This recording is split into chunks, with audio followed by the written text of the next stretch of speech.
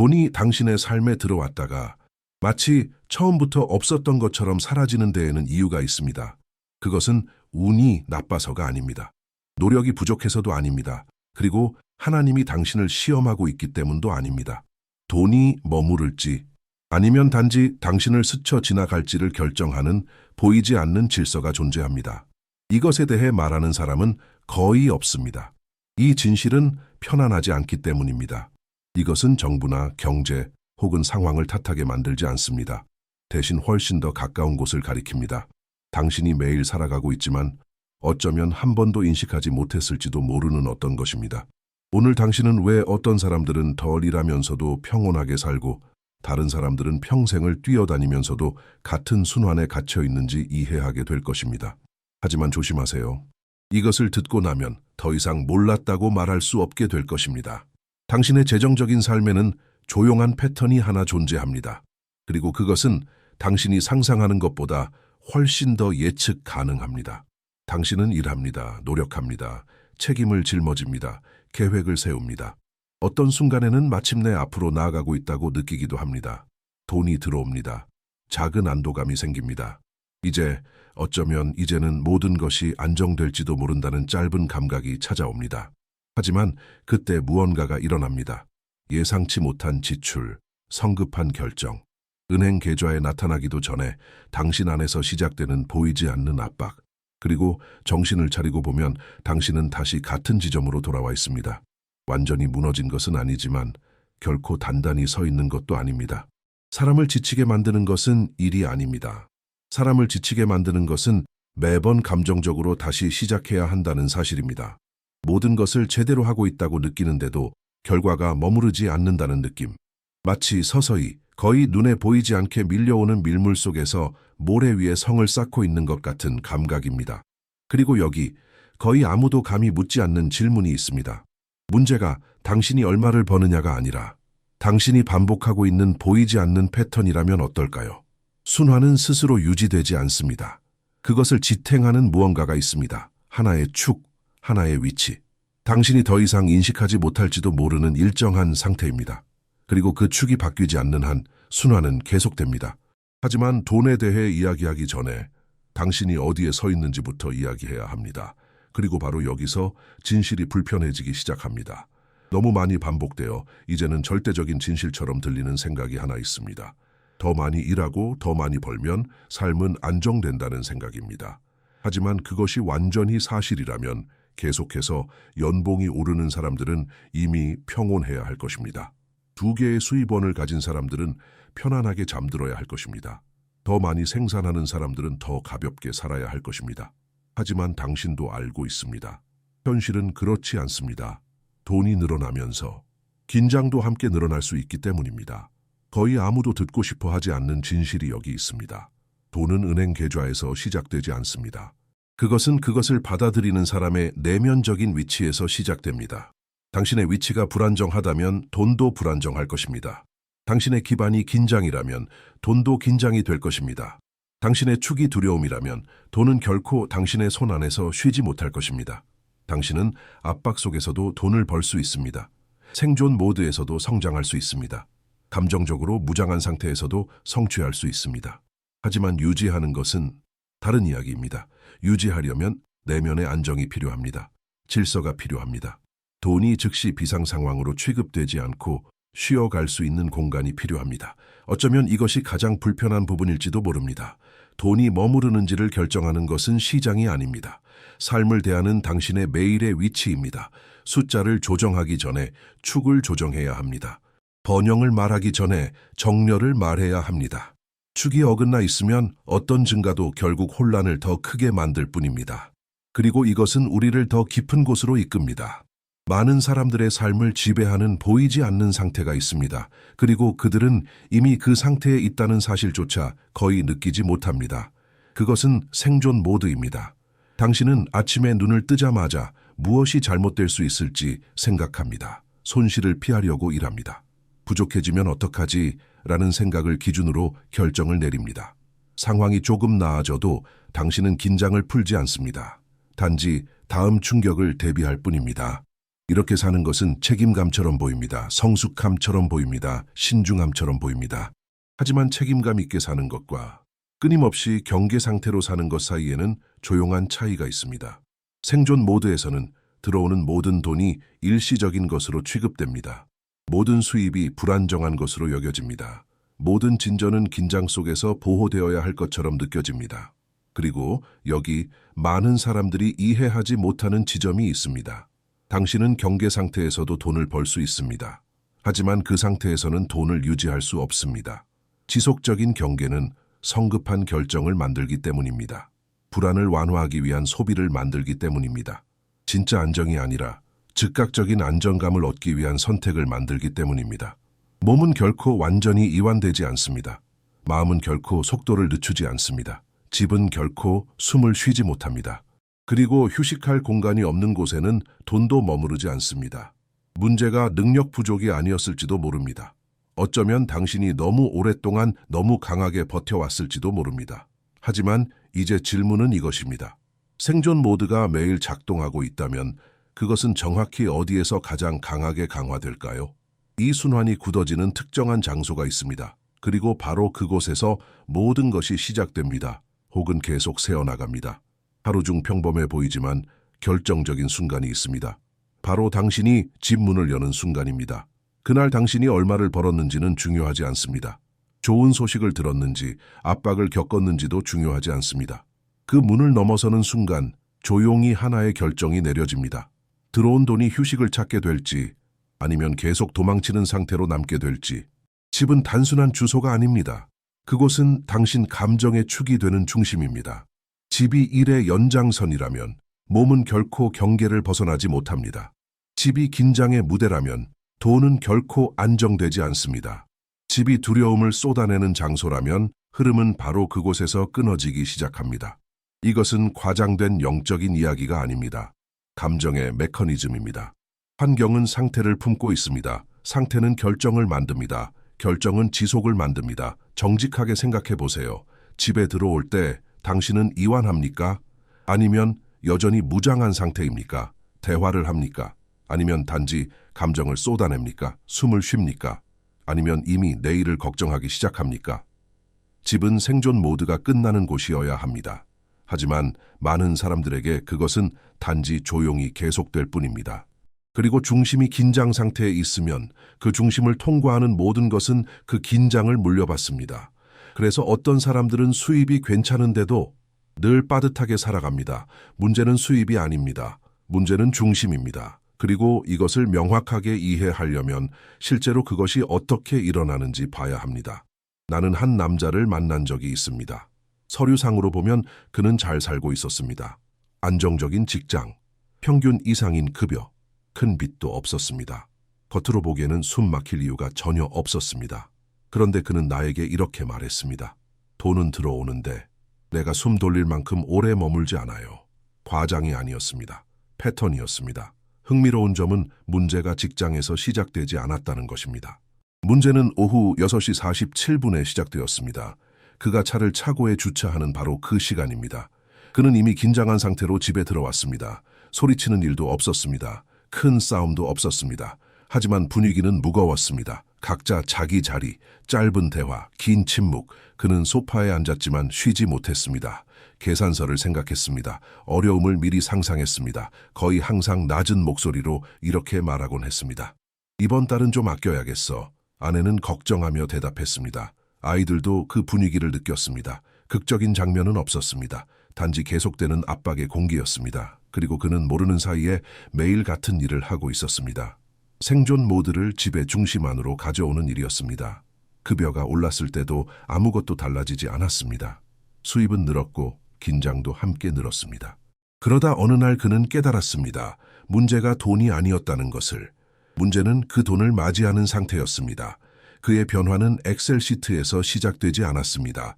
현관문에서 시작되었습니다. 그리고 바로 여기서 당신에게도 변화가 시작될 수 있습니다. 이제는 이해의 문제가 아닙니다. 이제는 다시 위치를 잡는 문제입니다. 지금까지 들은 모든 것이 의미가 있었다면 다음 단계는 더 많이 버는 것이 아닙니다. 멈추는 것입니다. 첫 번째 단계, 의식적으로 생존 모드를 끊으세요. 복잡한 기술이 필요하지 않습니다. 단지 인식하면 됩니다. 당신은 항상 경계 상태로 살아갈 필요가 없습니다. 모든 것이 위협은 아닙니다. 모든 흔들림이 붕괴의 위험은 아닙니다. 두 번째 단계, 집의 역할을 다시 정의하세요. 당신의 집은 당신의 일의 연장이 아닙니다. 재정법정도 아닙니다. 문제분석센터도 아닙니다. 집은 안정의 중심입니다. 이것은 단순하지만 강력한 의미를 가집니다. 문을 넘을 때 당신은 긴장이 공간을 지배하도록 가져오지 않습니다. 문제는 존재합니다. 하지만 그것이 공간을 지배하지는 않습니다. 세 번째 단계, 결핍의 언어를 줄이세요. 돈에 대해 평온하게 말할 수 없다면 차라리 침묵하세요. 두려움이 담긴 말은 축을 계속 어긋나게 만듭니다. 이것이 작동하기 시작했다는 첫 번째 신호는 예상치 못한 입금이 아닐 것입니다. 그것은 가벼움일 것입니다. 가슴에 압박 없이 보내는 평범한 밤일 것입니다. 이제 하나의 구체적인 행동을 해보세요. 댓글에 이렇게 쓰세요. 나를 위해서가 아닙니다. 결정을 표시하기 위해서입니다. 왜냐하면 여기서부터는 시작하는 것보다 유지하는 것이 더 어려워지기 때문입니다. 많은 가정을 돈의 부족보다 더 많이 무너뜨리는 목소리가 있습니다. 그것은 고함이 아닙니다. 논쟁도 아닙니다. 자연스럽게 반복되는 한 문장입니다. 빠듯해질 거야. 그걸 믿고 계산하면 안 돼. 뭔가 잘못될 거야. 이 목소리는 신중해 보입니다. 성숙해 보입니다. 하지만 실제로는 환경을 지속적인 결핍 상태로 유지합니다. 돈이 들어왔을 때 두려움이 담긴 말과 만나면 그것은 스스로를 증명하기도 전에 이미 부족한 것으로 취급됩니다. 그리고 여기서 미묘한 지점이 있습니다. 현실을 부정하라는 것이 아닙니다. 걱정을 분위기로 만들지 말라는 것입니다. 모든 재정 대화가 긴장을 담고 있다면 집은 결코 휴식의 장소가 되지 않습니다. 다음 문제를 기다리는 대기실이 될 뿐입니다. 결핍의 목소리를 침묵시키는 것은 하루 종일 긍정적인 말을 선언하는 것이 아닙니다. 풍요를 가장하는 것도 아닙니다. 그것은 감정의 절제입니다. 균형 있게 말할 수 없다면 침묵을 선택하세요. 의식적인 침묵은 불안한 말보다 더 강합니다. 질서는 소음으로 유지되지 않습니다. 안정으로 유지됩니다. 그리고 이제 많은 사람들이 유지하지 못하는 부분이 시작됩니다. 질서가 아주 미묘하게라도 나타나기 시작하면 모든 것을 다시 확인하고 통제하려는 유혹이 커집니다. 많은 사람들이 바로 이 지점에서 자신이 쌓기 시작한 것을 잃습니다. 너무 늦기 전에 그 신호를 알아차려야 합니다. 질서는 갑자기 깨지지 않습니다. 조용히 물러납니다. 그리고 옛 순환이 다시 강하게 돌아오기 전에 4가지 신호가 나타나기 시작합니다. 첫 번째 신호, 다시 돈에 대해 지나치게 많이 말하기 시작합니다. 반드시 부정적인 방식은 아닙니다. 단지 더 자주입니다. 더 많은 분석, 더 많은 예측, 마음이 다시 통제를 원하기 시작합니다. 두 번째 신호, 집이 다시 압력을 쏟아내는 장소가 됩니다. 여기서 무거운 한마디, 저기서 탁자 위에 던져진 걱정 하나, 심각해 보이지는 않습니다. 하지만 분위기가 바뀌기 시작합니다. 세 번째 신호, 결과를 계속 확인해야 할 필요를 느낍니다. 장고, 진행 상황, 머릿속 비교, 무언가가 잘 되고 있는지 끊임없이 확인해야 한다면 이미 그 자리에서 일부 벗어난 것입니다. 네 번째 신호, 조용한 비교. 저 사람은 덜 했는데도 이미 잘 됐네. 와의 나는 아직 안 되지. 비교는 돈을 무너뜨리지 않습니다. 축을 무너뜨립니다. 이 신호들은 실패를 의미하지 않습니다. 조기 경고를 의미합니다. 그리고 많은 사람들이 저지르는 실수는 더 많이 하려고 하는 것입니다. 더 많이 기도하고, 더 많이 일하고, 더 많이 말하려 합니다. 하지만 여기에는 직관에 반하는 진실이 있습니다. 다음 단계는 행동하는 것이 아닙니다. 행동하지 않는 것입니다. 왜냐하면 모든 것이 안정되기 시작할 때 움직이는 것이 가장 위험한 행동이 될 수 있기 때문입니다. 그리고 바로 여기서 거의 모든 사람이 스스로를 방해합니다. 거의 아무도 알아차리지 못하는 결정적인 순간이 있습니다. 바로 상황이 평범해지기 시작할 때입니다. 위기도 없습니다. 과도한 기쁨도 없습니다. 지속적인 압박도 없습니다. 그리고 바로 이 지점에서 위험한 충동이 나타납니다. 이 상태가 계속되도록 무언가를 해야 한다는 생각입니다. 다시 확인합니다. 다시 조정합니다. 필요 이상으로 계획합니다. 확실하게 하려고 속도를 올립니다. 하지만 안정과 재발을 가르는 원칙이 있습니다. 질서가 자리 잡기 시작할 때 올바른 움직임은 간섭하지 않는 것입니다. 이것은 무책임을 의미하지 않습니다. 방치를 의미하지도 않습니다. 불안 때문에 행동하지 않는다는 의미입니다. 신중함으로 위장한 불안이 옛 순환을 다시 활성화시키기 때문입니다. 많은 사람들은 결핍 속에서 안정성을 잃는 것이 아니라 평온이 시작될 때 잃습니다. 그들은 침묵을 정체로 착각합니다. 평범함을 진전이 없다고 착각합니다. 그래서 막 자리 잡고 있던 것을 건드립니다. 진실은 냉정합니다. 안정은 아드레날린을 만들지 않습니다. 압박 속에서 살아온 사람은 그 강도를 그리워하게 됩니다. 하지만 강도는 번영이 아닙니다. 이 지점에서 90%의 사람들이 과정을 떠납니다. 능력이 없어서가 아닙니다. 조급함 때문입니다. 그들은 신호를 원합니다. 확인을 원합니다. 눈에 보이는 성장을 원합니다. 하지만 깊은 질서는 먼저 보이지 않는 곳에서 자랍니다. 그리고 이제 더 불편한 것을 이해해야 합니다. 침묵은 부재가 아닙니다. 응집입니다. 그리고 그것을 견디는 것이 진짜 시험입니다. 질서가 자리 잡기 시작하면 이상한 일이 일어납니다. 아무 일도 일어나지 않습니다.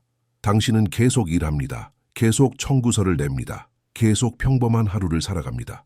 하지만 그 끊임없는 압박이 예전만큼 조이지는 않습니다. 가슴이 그렇게 조여 있지 않습니다.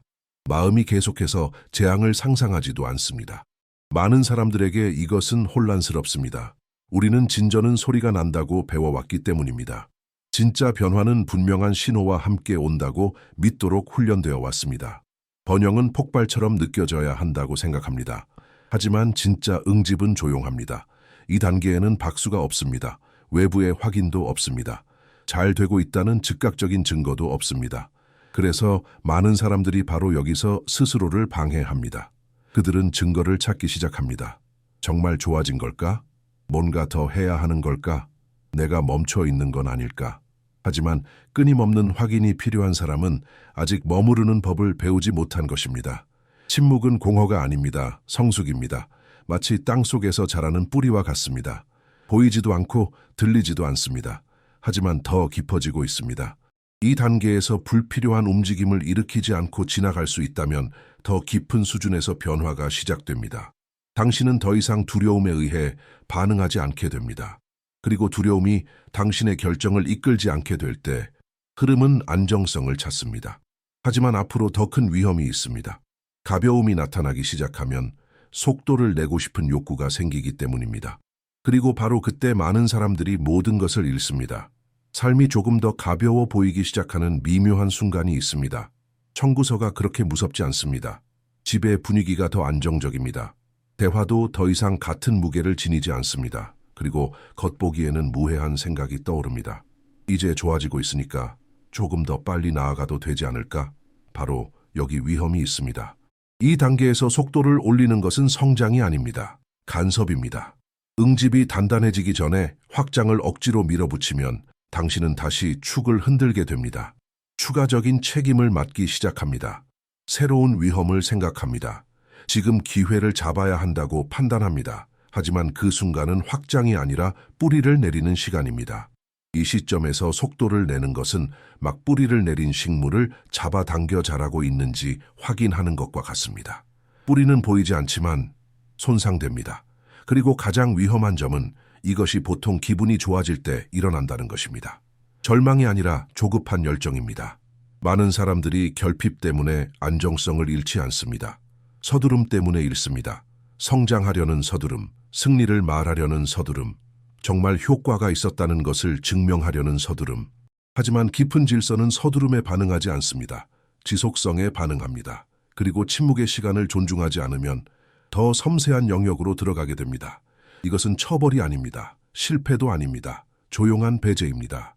그리고 많은 사람들이 그것이 시작될 때조차 알아차리지 못합니다.